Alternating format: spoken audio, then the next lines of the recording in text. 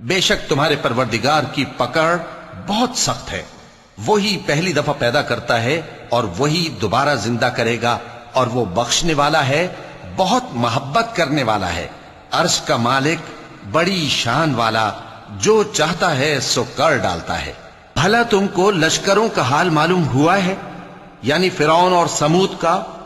اصل بات یہ ہے کہ کافر مستقل جھٹلانے میں لگے ہیں، جبکہ اللہ بھی ان کو ہر طرف سے گھیرے ہوئے ہے۔